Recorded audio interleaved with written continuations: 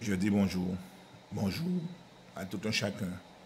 Que Dieu puisse nous bénir, que Dieu puisse nous éclairer et nous conduire dans toute sa plénitude. Et nous voulons dire merci au Seigneur pour le souffle de vie qu'il nous a donné ce matin. Merci Seigneur pour cela. Avant de prier, j'aimerais partager un verset avec vous, les bien-aimés. Oui, j'aimerais partager ce verset avec vous qui est dit en Philippiens, chapitre 4, verset 13, qui dit « Je puis tout par celui qui me fortifie. » Et celui qui me fortifie, c'est le Seigneur Jésus-Christ. C'est lui qui nous donne la force chaque jour. C'est lui qui renouvelle notre force. Et en lui, nous avons tout. Nous avons tout en Jésus, tout pleinement en Jésus-Christ, mes frères et sœurs et amis invités. Merci pour cela. Et maintenant, je vais prier. Père, Dieu Tout-Puissant, toi qui es l'alpha et l'oméga, le premier, le dernier, le commencement et la fin, toi qui es le Dieu trois fois saint, saint, saint, saint est ton nom, l'Éternel des armées. Nous voulons te remercier, Père de Tout-Puissant. Te dire merci d'un cœur reconnaissant pour le souffle de vie que tu nous as donné ce matin, Seigneur Père éternel. Et nous voulons remettre toutes choses entre tes mains, Père, parce que nous savons que sans toi, nous ne pouvons rien faire, Père de Tout-Puissant. Veille nous éclairer, veille nous conduire par ton Esprit Saint, Père de Tout-Puissant. Et nous voulons remettre ce moment entre tes mains, Père de Tout-Puissant. Ton serviteur, tes servantes, Seigneur Père éternel, qui vont partager avec nous ce moment de partage en ligne, Seigneur Père éternel. Que toute chose soit dirigée par ton Esprit Saint, Père de Tout-Puissant. Et nous voulons te remercier pour tout. Et que vraiment ton nom soit loué, béni, glorifié, exalté dans notre vie, Père de Tout-Puissant. Que ta paix, ta joie, ton amour continue à se manifester dans notre vie, Père de Tout-Puissant. Merci encore pour tout. Nous te louons, nous te bénissons et nous te rendons grâce, gloire en toutes choses et pour toutes choses. C'est dans le bruit de notre Fils Jésus que nous te demandons tout cela et pour ta seule gloire. Amen. Merci Seigneur. Tout pour ta gloire, Père. Merci.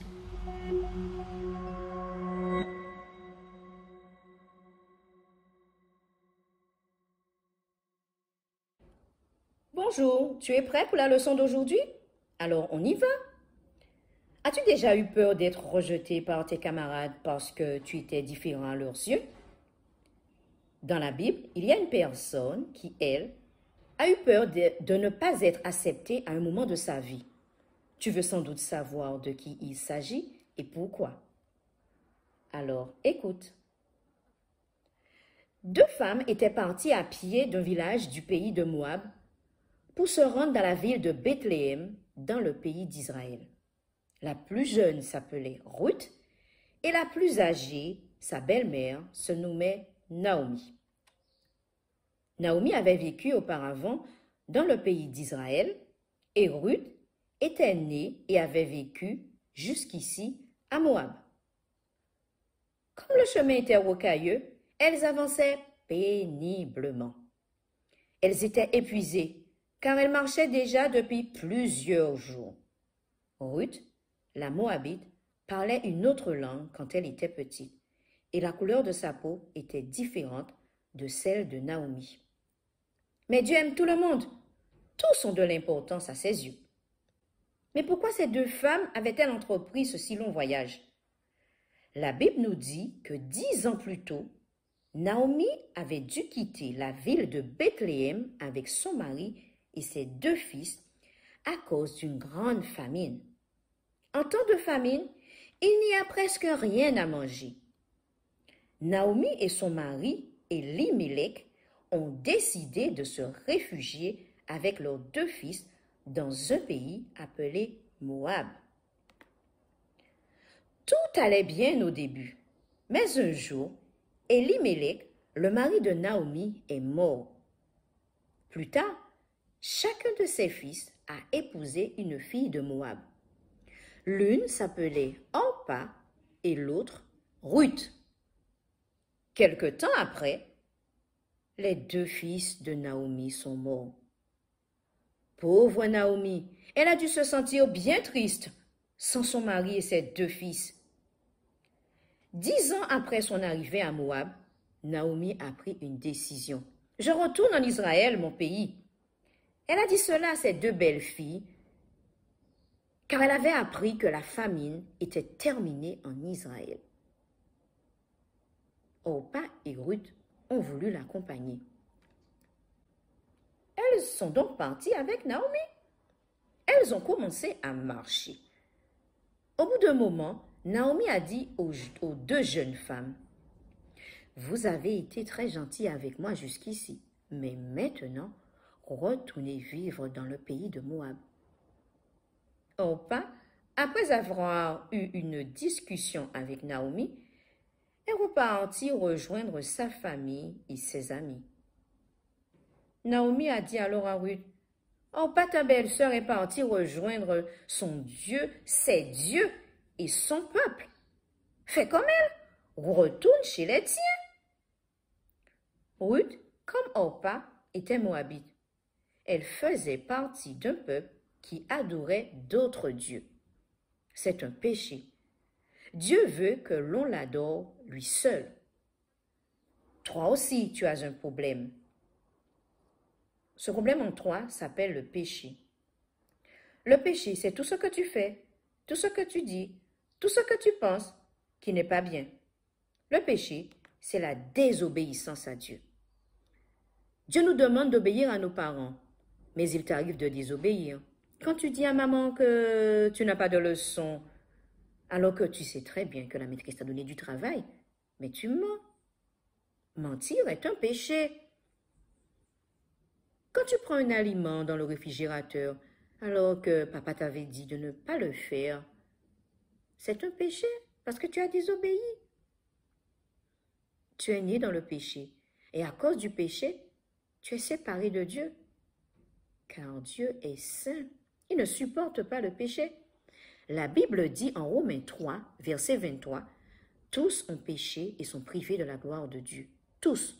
Tous veut dire tout le monde, quelle que soit sa richesse, quelle que soit la couleur de sa peau, quel que soit l'âge.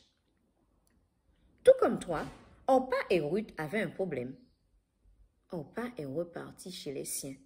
Mais Ruth a répondu à Naomi, « N'insiste pas pour que je te quitte et que je me détourne de ta route. Partout où tu iras, j'irai. Où tu t'installeras, je m'installerai. Ton peuple sera mon peuple et ton Dieu sera mon Dieu. » Ruth avait décidé de rester avec Naomi. Le plus important est qu'elle avait décidé de croire au Dieu de Naomi. Ruth avait pris la décision la plus importante de sa vie, celle de se confier dans le seul vrai Dieu vivant que nous connaissons grâce à la Bible. Ruth avait compris que Dieu aime tout le monde et que tous ont de l'importance à ses yeux. Dieu aimait cette femme de Moab. Toi aussi, Dieu t'aime. Il te considère comme quelqu'un d'important. La Bible dit en Jean 3,16, « Dieu a tant aimé le monde qu'il a donné son Fils unique, afin que quiconque croit en lui ne périsse point, mais qu'il ait la vie éternelle. » Mais Dieu n'aime pas les vilaines choses que tu fais, que tu dis ou que tu penses, car il est saint. Naomi et Ruth ont poursuivi leur chemin vers Israël. Elles ont beaucoup marché. Ruth devait être inquiète d'arriver dans un pays où elle serait une étrangère et où elle ne connaîtrait personne d'autre que Naomi. Elle venait d'un pays en plus qui avait fait la guerre à Israël. Elle ne parlait même pas comme eux. As-tu déjà éprouvé les sentiments de Ruth? Tu es peut-être différent des enfants de ta classe ou de ton club de sport.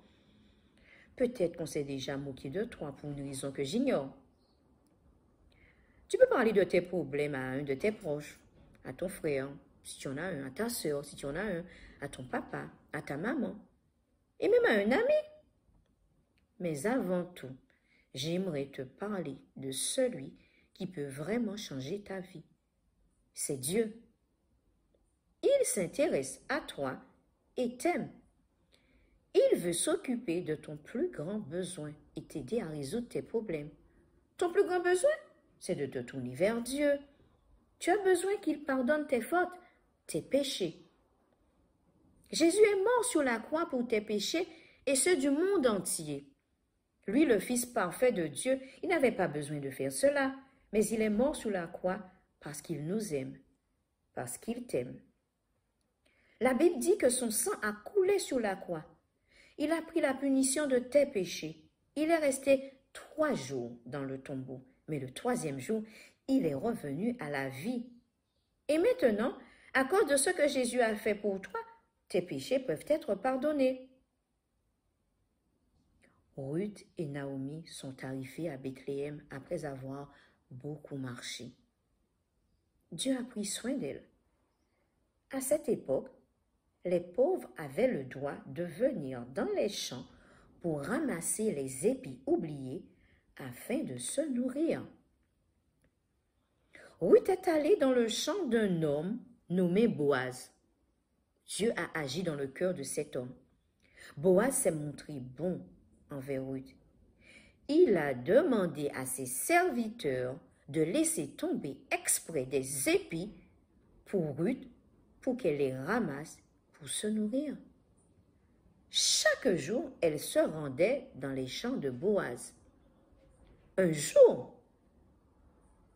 Boaz l'a même laissé manger avec ses serviteurs. Plus tard, Ruth et Boaz sont tombés amoureux l'un de l'autre et ils se sont mariés. Que c'est formidable! Dieu a veillé sur Ruth quand elle était inquiète d'arriver dans ce pays où elle était une étrangère. Longtemps après, l'un de ses arrière-petits-enfants était le Seigneur Jésus lui-même. Dieu a choisi Ruth pour cet honneur, elle qui semblait si différente des autres habitants de Bethléem. Comme il l'a fait pour Ruth, Dieu peut faire de grandes choses dans ta vie. C'est vrai que tu es né pécheur, mais Jésus a donné sa vie par son sang à la croix et il est ressuscité pour que tu sois sauvé. La Bible dit, si tu crois au Seigneur Jésus, tu seras sauvé. Si tu crois cela, tu ne seras plus jamais séparé de Dieu. Tu n'auras plus à craindre la punition du péché. Si tu n'as pas encore demandé au Seigneur de te laver de tes péchés, tu peux le faire. Veux-tu le faire? Réfléchis bien. Si tu veux dire oui à Jésus, fais-le savoir à tes parents. Toi qui as accepté le Seigneur Jésus comme ton sauveur, il a un plan merveilleux pour toi aussi. Si des personnes te rejettent, souviens-toi que Dieu t'aime. Il t'accepte et il te comprend. Si quelqu'un te fait du mal, tourne-toi vers Dieu. Tu peux lui dire « Merci mon Dieu de m'aider et de me comprendre. Merci parce que pour toi, je suis très spécial. » Le Seigneur peut t'aider à pardonner ceux qui ne sont pas gentils avec toi. N'oublie pas.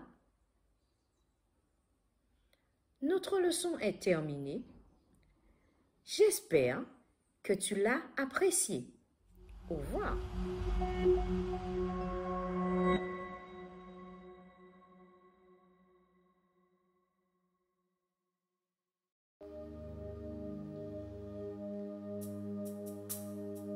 Vous qui nous écoutez ce matin et ressentez au fond de vous un vide, une tristesse, besoin de quelque chose que vous ne savez décrire. Matthieu 7, le verset 12 à 14, nous enseigne qu'il y a deux portes, deux chemins, deux destinées. Choisissez la porte qui conduit au chemin qui assure la bonne destinée. C'est Jésus-Christ, Jésus-Christ le Sauveur.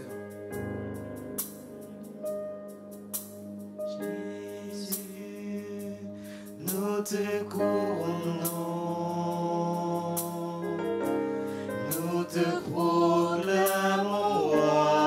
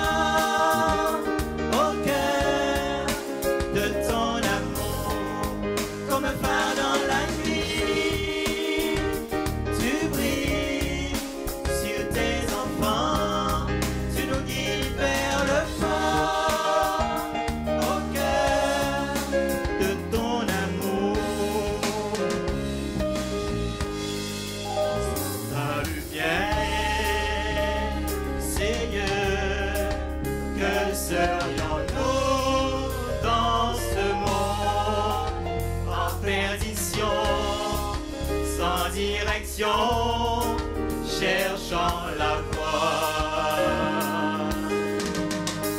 Sans ta lumière, Seigneur, où irions-nous dans ce monde? Que décider, qui écouter, que ferions-nous? Oh Seigneur, Dans la nuit, tu brilles sur tes enfants, tu nous guides vers le pas, au cœur de ton amour. Comme un phare dans la nuit, tu brilles sur tes enfants, tu nous guides vers le pas, au cœur de ton amour. Comme un phare dans la nuit, tu brilles sur tes enfants, tu nous guides vers le pas, au cœur de ton amour.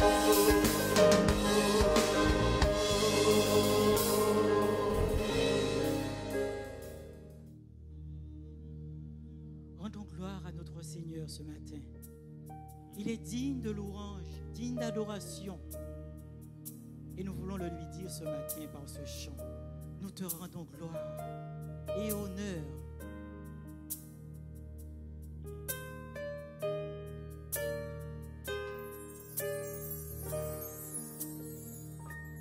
Nous te rendons gloire et honneur. Nous levons nos mains et te louerons en exaltant ton saint nom. Nous te rendons gloire et honneur. Nous levons nos mains et te louerons en exaltant ton saint nom. Quand tu es grand, Seigneur, tu fais des miracles. Nul n'est comparable à toi. Nul n'est comparable à toi. Quand tu es grand, Seigneur, tu fais des miracles. Nul n'est comparable à toi. Nul n'est comparable à toi. Oui, nous te rendons gloire. Nous rendons gloire à Jésus. Nous te rendons gloire et Élevons nos cœurs devant notre Seigneur ce matin. nous levons nos mains et te louons en exaltant ton saint nom. Nous te rendons gloire et honneur. Nous levons nos mains et te louons en exaltant ton saint nom. Quand tu es grand, Seigneur, tu fais des miracles. Nul n'est comparable à toi. Nul n'est comparable à toi. Quand tu es grand, Seigneur, tu fais des miracles. Nul n'est comparable à toi. Nul n'est comparable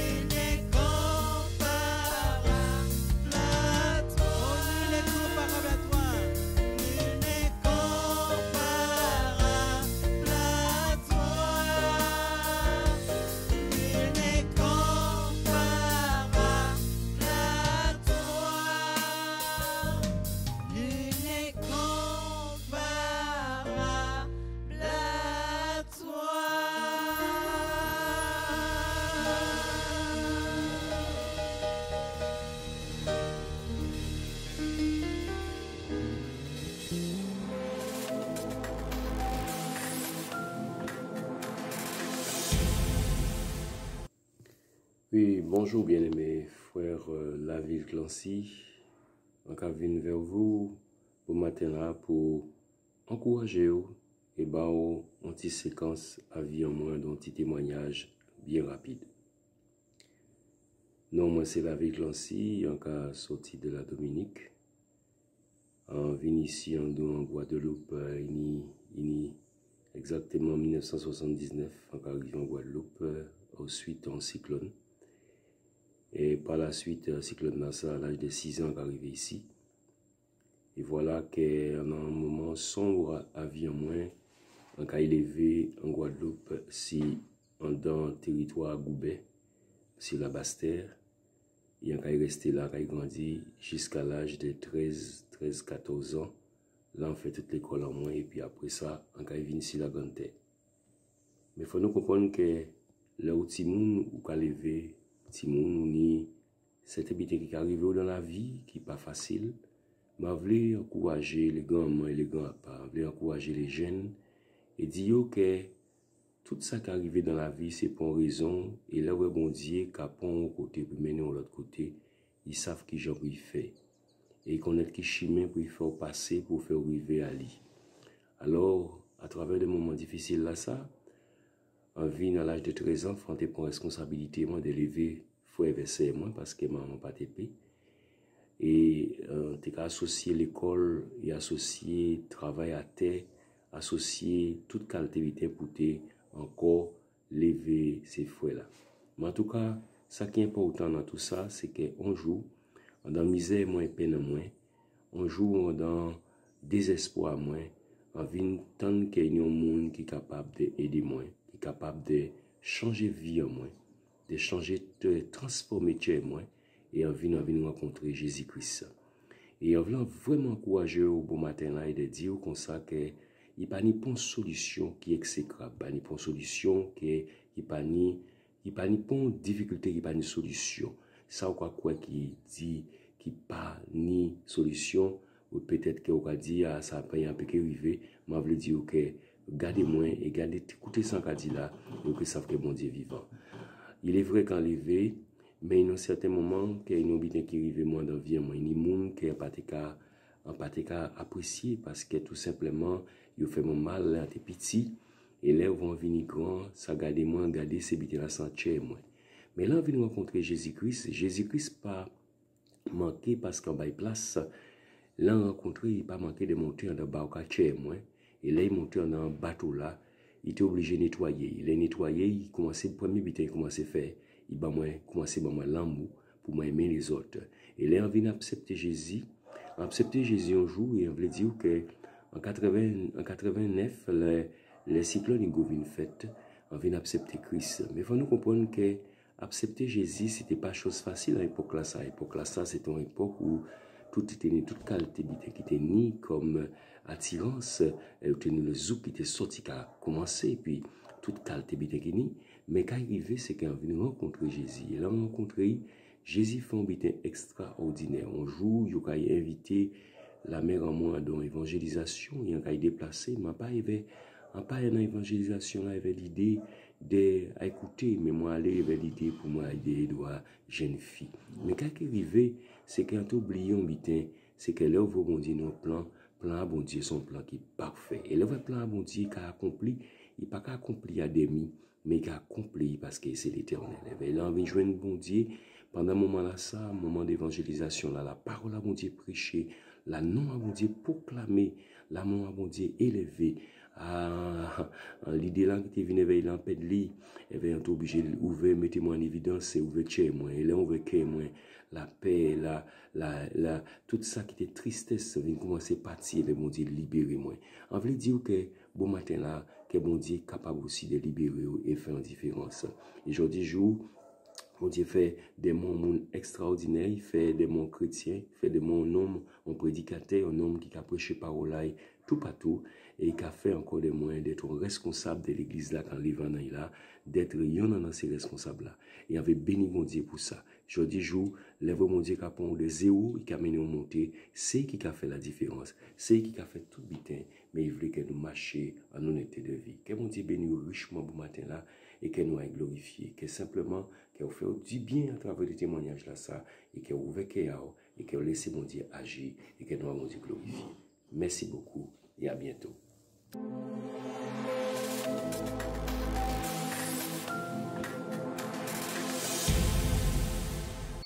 Bonjour frères et sœurs chrétiens, bonjour parents et amis qui nous écoutez ce matin dans ce culte en ligne. Je suis le frère Riquet Fulbert de l'église de Basse-Terre, l'église évangélique de Salut pour tous. Je suis marié, père de 3 enfants, 2 fils et une fille. J'aimerais partager avec vous ce matin une joie que Dieu nous a accordée dans notre famille au cours de ces grandes vacances 2020, son intervention dans la vie de l'un de mes 2 fils. Comme tout parent chrétien, mon épouse et moi, nous nous sommes efforcés d'élever nos enfants dans la crainte de Dieu, de leur enseigner la voie de la parole au travers du culte du dimanche à l'église, au travers aussi du culte de famille. Et comme il arrive assez souvent, les enfants grandissent, ils choisissent des fréquentations, et comme il arrive qu'ils se détournent, qu'ils dévient de la voie du Seigneur, de ce que nous aurions souhaité pour eux. C'est ce qui se produit dans la vie de l'un de mes fils. Il a décidé de porter des anneaux, de laisser pousser les locks, mais nous ne sommes pas laissés arrêter par son accoutrement extérieur. Nous avons continué de l'aimer, continué de prier pour lui pendant des années, et Dieu est intervenu. Il a un enfant né hors mariage, et durant ses vacances, sa maman et moi, nous avons eu à cœur de nous entretenir avec lui et sa compagne au sujet de cet enfant. Et lors de cet entretien qui a débuté par la prière, eh bien, je lui ai rappelé les valeurs du mariage, notamment au travers de la parole de Dieu, dans l'Épître aux Hébreux, le chapitre 12 et le chapitre 13, le verset 4, où Dieu dit que le mariage soit honoré de tous, et le lit conjugal, exemple de souillure, en condamnant l'adultère, en condamnant la fornication. Donc j'ai rappelé à mon fils ces valeurs. Il a été réticent, il a manifesté une opposition en prétextant que c'était nos convictions à nous, nos convictions des parents, et que chacun a ses convictions. J'ai tout de suite réagi en citant les Écritures, en lui disant non, ce n'est pas nos convictions à nous. Je lui ai cité cette parole de l'Écriture que je me propose de vous lire, 1 Thessaloniciens 2,13, dans l'Épître aux Thessaloniciens, le chapitre 2, le verset 13.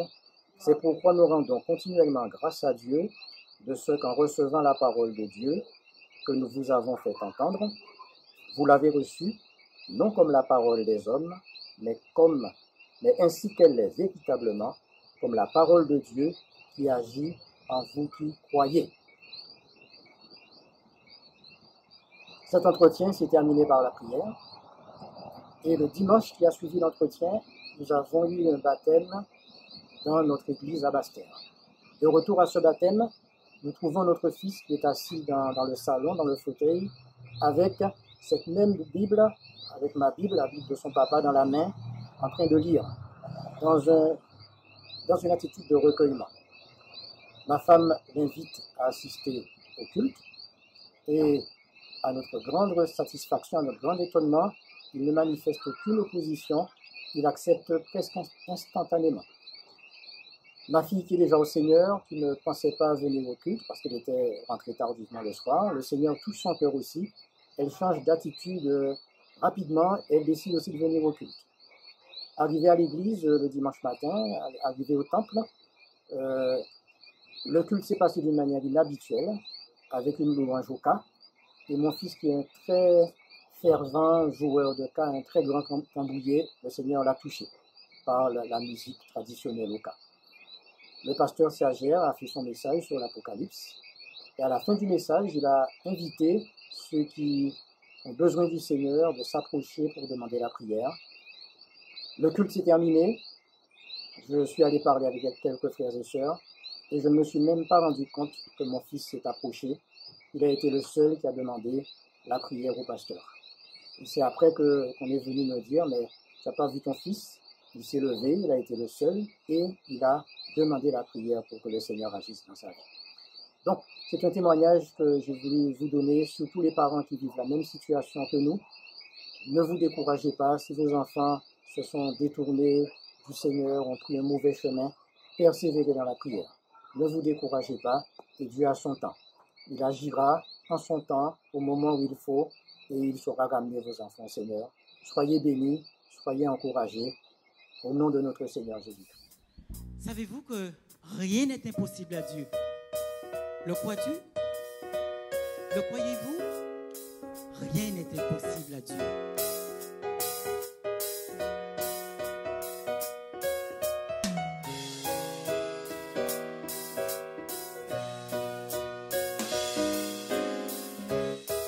Nous chantons, rien n'est impossible à Dieu. Rien n'est impossible à Dieu, il est le même, il ne change pas. Rien n'est impossible à Dieu, c'est qu'il le fait, il le fera. Et si tu t'approches de lui, on changera toute la vie dans ta vie. Car rien n'est impossible à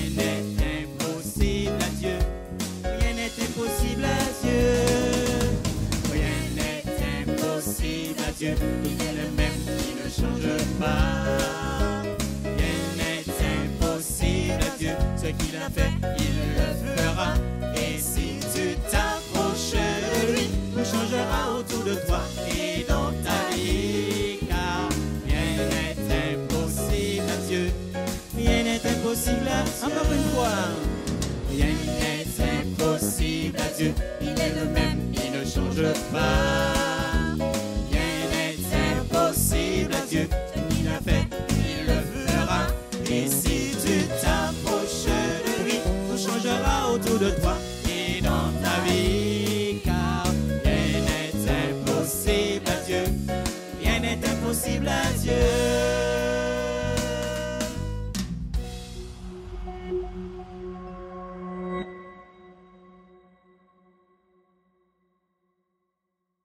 Chères auditrices et auditeurs du culte en ligne, que la grâce et la paix de Dieu vous soient accordées. Être gardé à l'heure de l'épreuve en période difficile.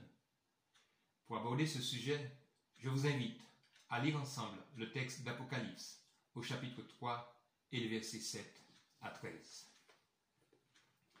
Écrit à l'ange de Philadelphie.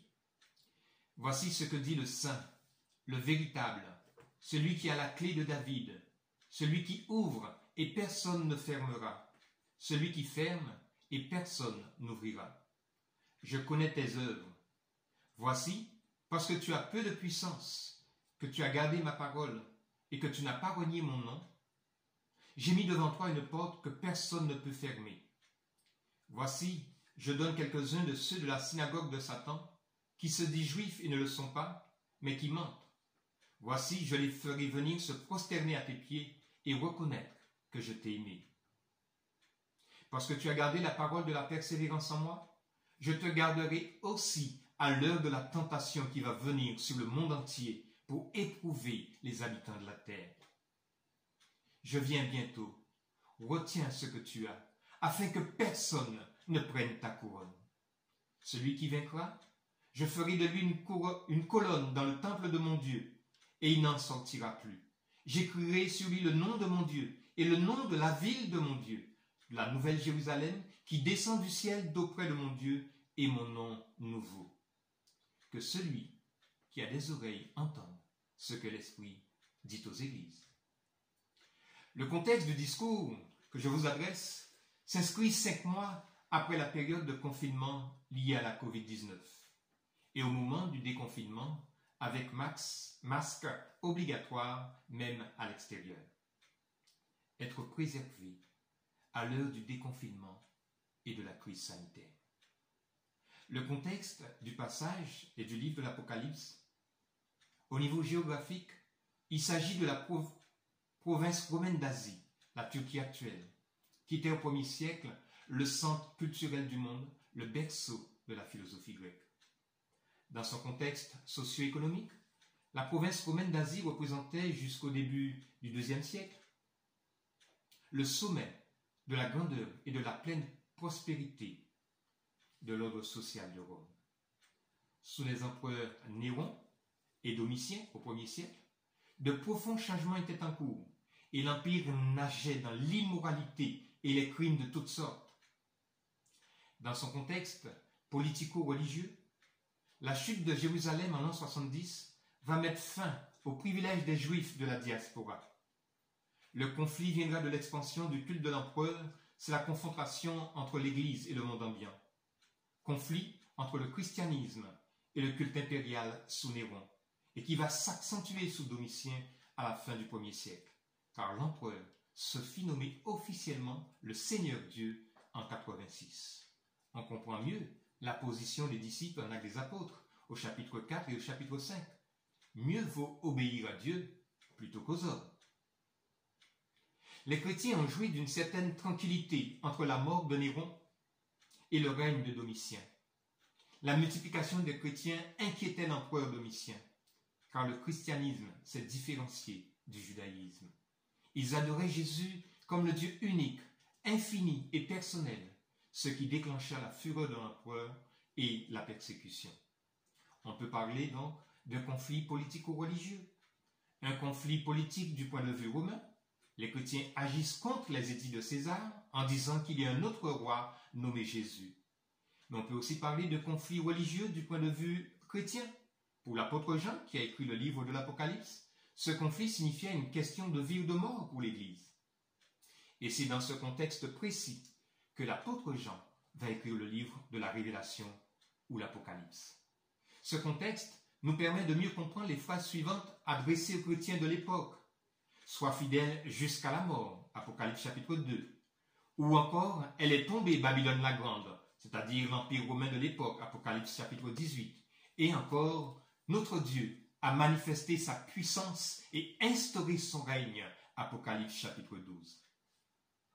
Dans une approche littéraire de ce livre, on peut parler d'une épître ou d'une lettre adressée à des chrétiens précis, un écrit apocalyptique, incorporant une vérité chrétienne dans une imagerie complexe, parlant d'événements qui ont été déterminés avant leur temps, et aussi parlant d'une fin catastrophique de l'histoire. On peut parler donc d'une lettre prophétique, adressant ainsi un avertissement solennel et un encouragement à l'Église de Jésus-Christ. Un témoignage dans le sens que l'auteur amène ses lecteurs à contempler Jésus dans sa passion. C'est lui le témoin fidèle et véritable, un modèle dont les chrétiens sont appelés à garder le témoignage. Quant au destinataire, l'auteur s'adresse en premier lieu aux chrétiens de la diaspora, c'est-à-dire à ceux de son époque qui étaient dispersés en Asie. C'est la réponse de Dieu aux prières et aux larmes de chrétiens persécutés et dispersés dans les villes d'Asie mineure, plus particulièrement aux 7 églises d'Asie. Il s'adresse à des églises tièdes qui n'attendaient plus l'avènement de Jésus-Christ avec ferveur, car le monde, avec ses richesses et ses plaisirs, avait corrompu l'esprit des croyants. Il s'adresse aussi à l'église persécutée, car beaucoup de croyants sont morts martyrs et les autres ne savaient que faire. Le but de l'auteur du livre, en général, il y avait un but immédiat. C'était de préparer les églises d'Asie mineure et de fortifier les croyants du 1er siècle troublés par les persécutions dont ils souffraient. D'autres buts qu'on pourrait associer, réconforter, consoler, encourager les chrétiens éprouvés en les appelant à la repentance et à une vie conforme à leur profession de foi. Avertir l'Église qui se laissait influencer. Quand on considère les 7 églises d'Asie en Apocalypse 2 et 3, on parle de la perte du premier amour d'une église, de compromis avec le laxisme moral environnant, des erreurs doctrinales dans d'autres églises locales, le déclin spirituel en d'autres termes. Et dans son thème, on peut parler dans ce livre de la victoire du Christ et de son Église sur Satan et ses anges déchus. Victoire finale de Dieu et de son Christ avec de nouveaux cieux et une nouvelle terre où la justice habitera.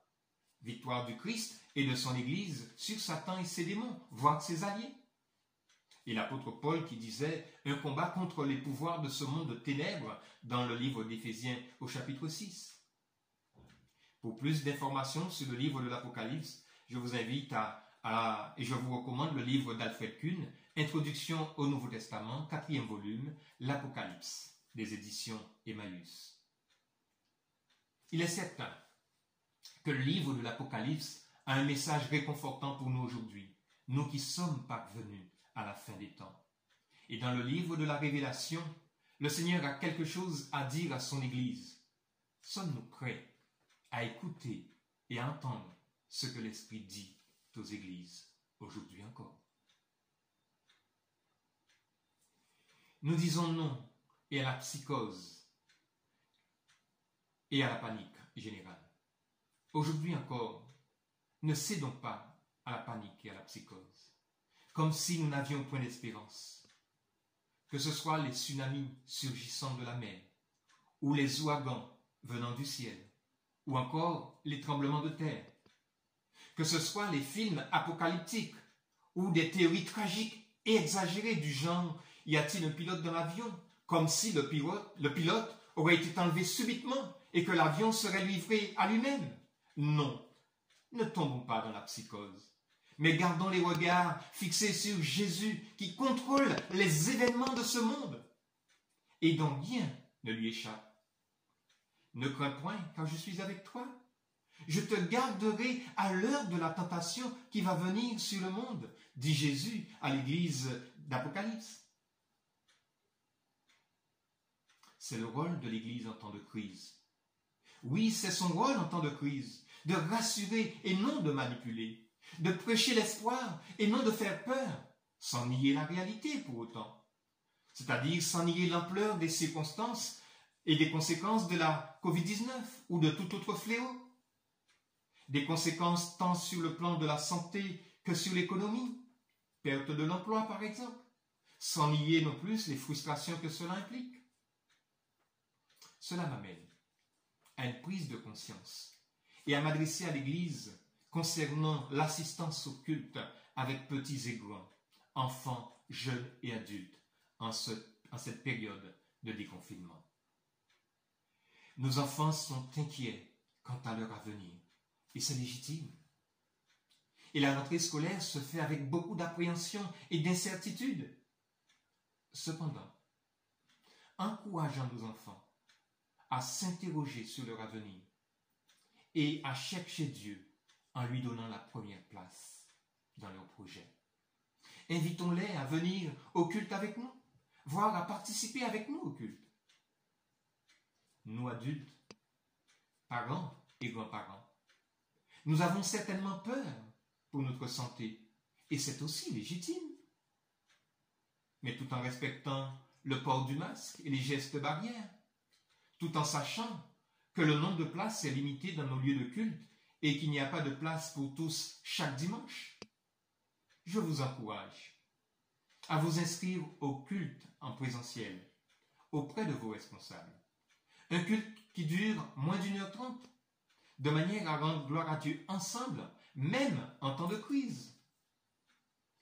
Nous comprenons, et je comprends parfaitement, la gêne occasionnée par le port du masque, pour des raisons de santé ou de commodité, ou encore pour d'autres raisons personnelles.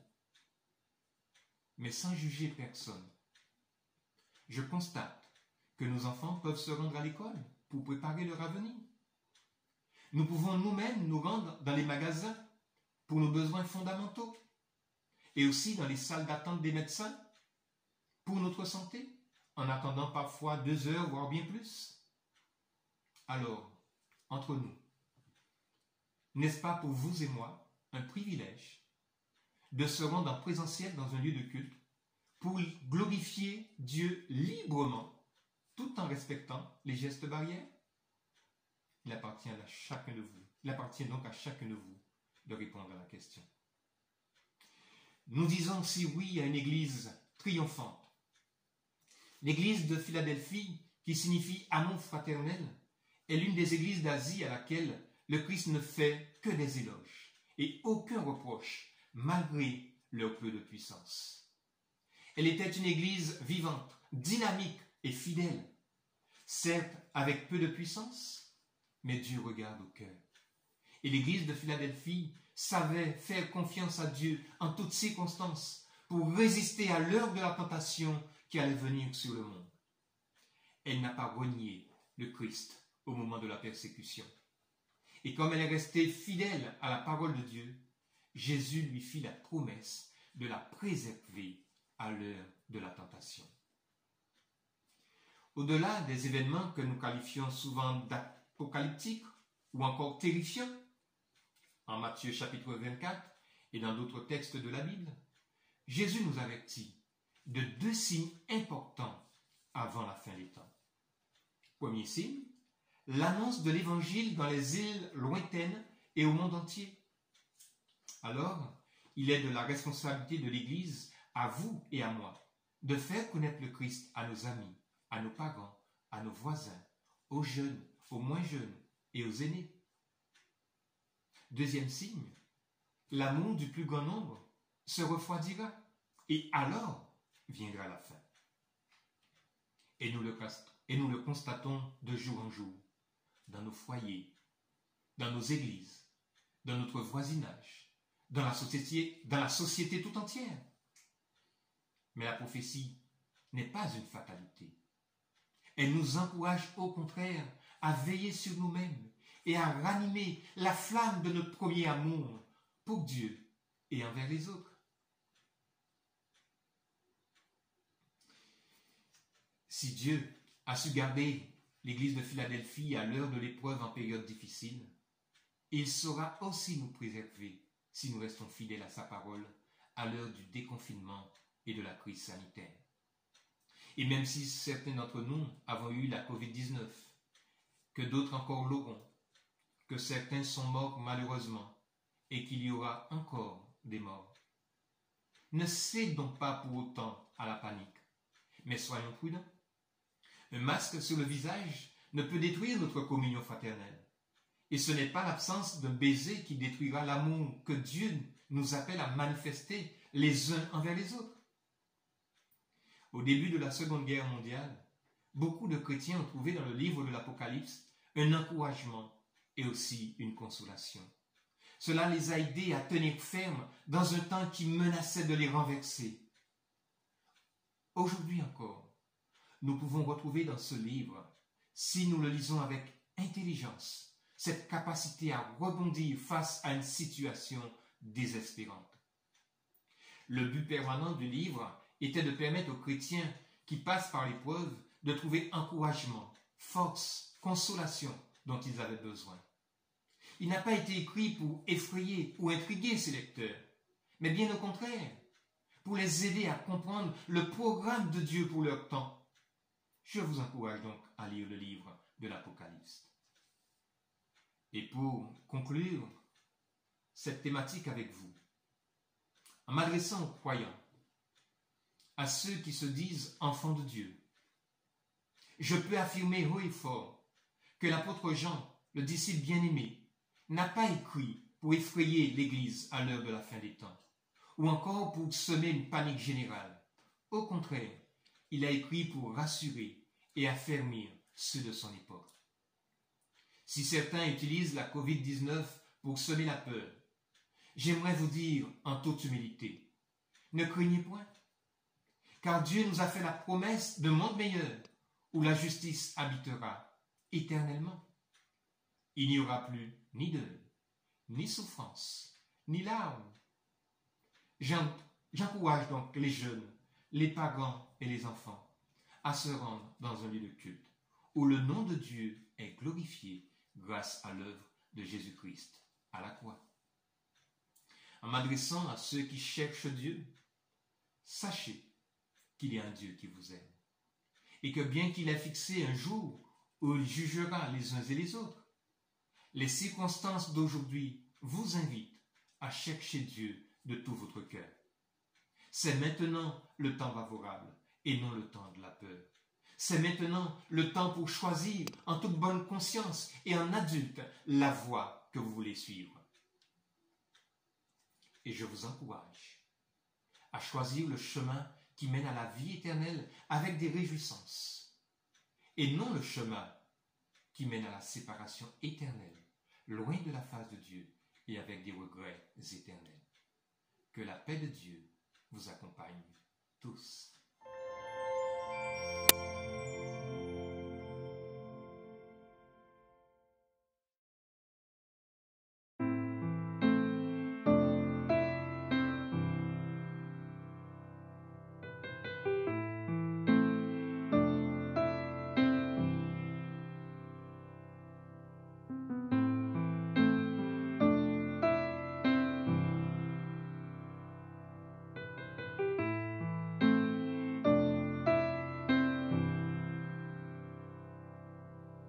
Qui sur terre est comme toi, Seigneur, amour, beauté, infinie valeur. Ici rien ne peut me satisfaire. Jésus, ton amour me désaltère. Ta présence, c'est le ciel pour moi.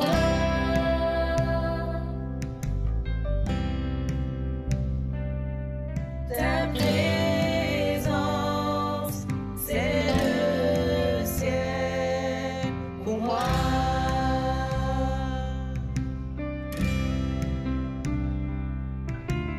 Trésor de mon âme et de mon cœur, dans ma faiblesse tu es ma vigueur. Libre de mon passé, de tout lien, tu tiens ma vie aujourd'hui et demain.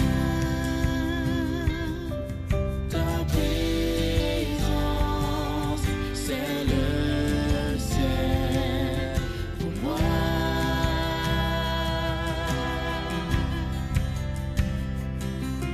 Ta présence, c'est le ciel pour moi.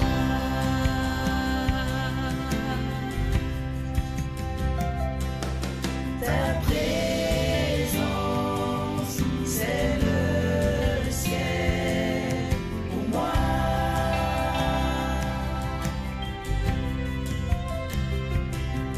Ta présence, c'est le ciel pour moi.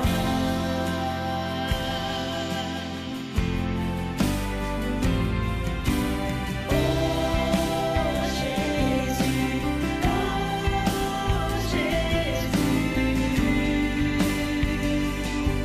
ta présence, c'est le ciel pour moi. Oh Jésus,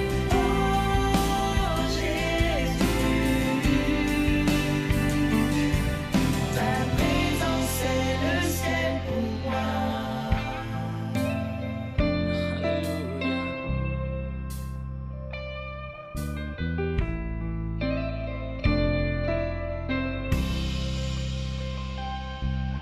Je marcherai chaque jour dans ta grâce, car un jour je te verrai face à face. Ici rien ne peut me satisfaire. Jésus, ton amour me désaltère. Jésus, ton amour me désaltère.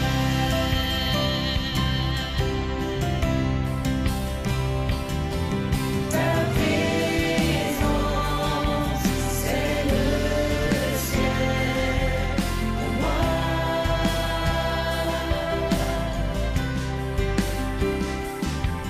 Ta présence, c'est le ciel pour moi.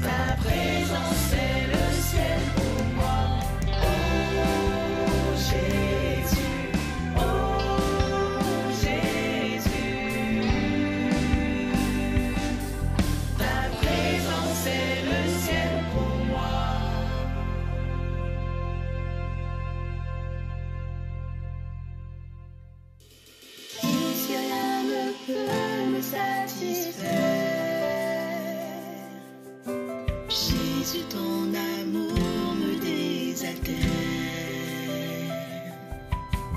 Ici rien ne peut me satisfaire. Jésus, ton amour me désaltère.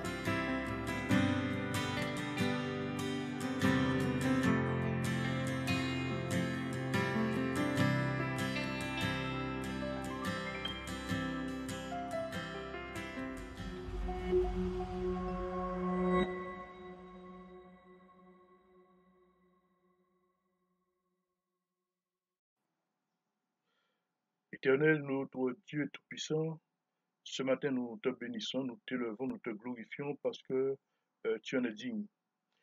Merci pour ta parole qui a été annoncée ce matin.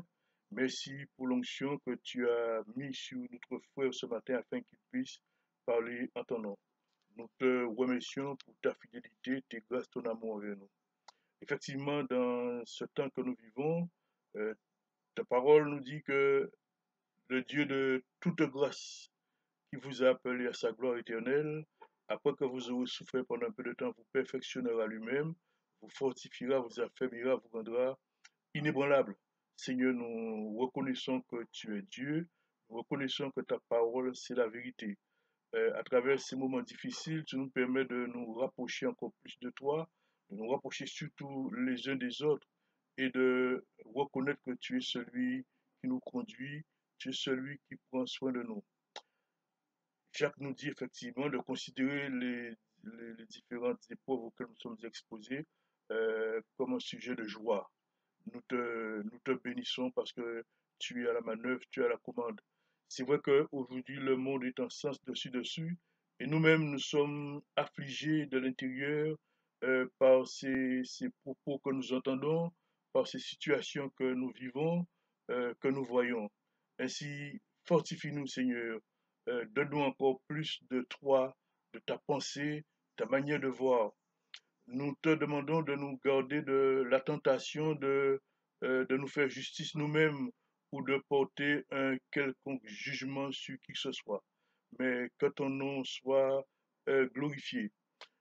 Effectivement, ta parole déclare que aucune tentation ne nous est survenue qui n'a été humaine, et toi qui es fidèle, tu ne permettras pas que nous soyons éprouvés au-delà de nos forces. Donc nous nous appuyons sur ta parole, nous comptons sur ta grâce, Seigneur. Donne-nous encore de grandir, donne-nous encore de te ressembler de plus en plus. Ce matin, nous avons une pensée particulière pour tes brebis qui ne sont pas encore dans la bergerie. Seigneur, ces brebis donc entendu cette parole ce matin, entendu cette prédication. Donc, par ton Saint-Esprit, mon Dieu Père éternel, appelle-les, puisque c'est ta technique, ceux que tu as connus d'avance, à un moment donné, tu les appelles. Et nous te demandons de parler au cœur de tes brebis qui ne sont pas encore dans la bergerie. Ainsi, agis, mon Dieu, comme tu l'as fait pour nous. Veuille de ta grâce après l'appel, les justifier, les sanctifier, les glorifier, les introduire dans ton corps, dans le corps de Christ, les introduire dans l'Église, ainsi que ton nom soit glorifié. Ce matin, nous te remercions parce que tu nous as entendus. Nous avons prié au nom de Jésus, Jésus, ton Fils bien-aimé, à qui tu as toute ton affection, Jésus qui est notre avocat, Jésus qui est assis à ta droite, qui intercède pour nous, celui qui rend nos prières acceptables, qui te permet de nous exaucer. Nous avons aussi prié par le Saint-Esprit qui lui-même intercède pour nous par le Saint-Esprit parce que nous ne savons pas ce qui convient de dire, de demander dans nos prières. Mais l'Esprit lui-même intercède par des soupirs inexprimables. C'est selon toi que cet Esprit-là intercède en faveur de ça. Donc nous avons cette assurance, nous avons cette foi que tu as entendu nos prières et que ce matin, tu vas nous exaucer pour la seule gloire de ton nom. Nous prions au nom de Jésus. Amen. Alléluia, je sais qui je suis en toi. Alléluia, est-ce que nous pouvons encore battre les mains dans la main?